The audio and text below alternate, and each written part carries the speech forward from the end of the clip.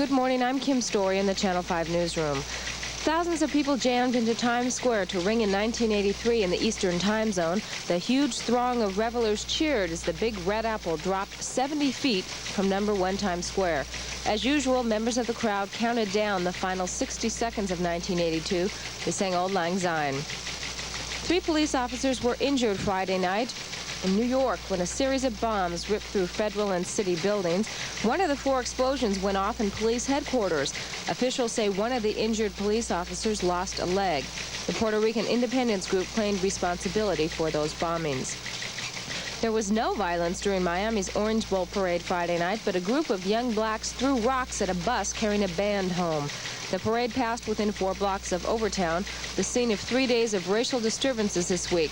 About half the expected crowd turned out for the parade. 2 people were killed during a New Year's celebration in Trafalgar Square in London.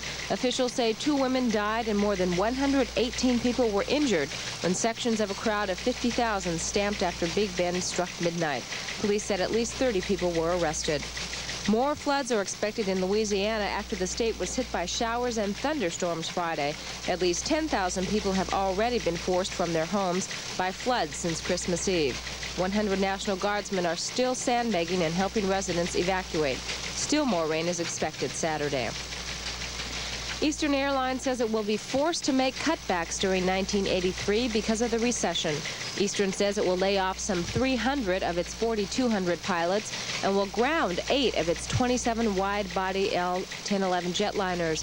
The Miami-based carrier lost $87.1 million in the first 9 months of 1982. Violence flared again in the mountains east of Beirut on Friday as top Israeli and Lebanese negotiators prepared for another round of peace talks.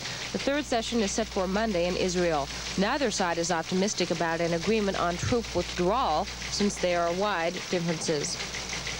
In a private ceremony in New York's executive mansion, Maria Cuomo was sworn in as that state's 52nd governor New Year's Eve.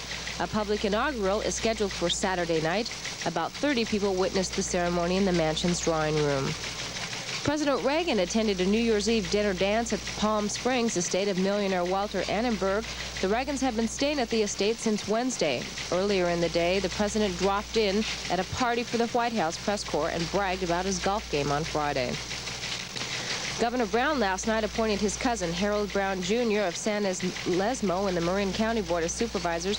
The governor, who leaves office on Sunday night, chose the 37-year-old insurance broker to replace Barbara Boxer, who was elected to Congress in November.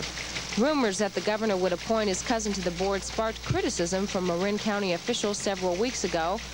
Boxer told the San Francisco Examiner, in her words, how Brown would not be considered if his name were not Brown. He has done nothing to warrant an appointment. Gail Wildman, current president of the Marin County Supervisors, commented, quote, "It would be stupid to appoint someone who knows nothing about the job."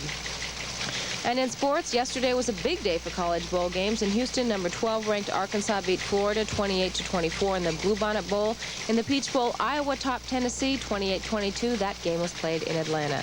Turning to New Year's weather, you can expect beautiful sunny skies when day breaks later this morning. Temperatures will reach into the mid-60s. Lows will dip into the 40s tonight. That's a look at the news and weather. Happy New Year.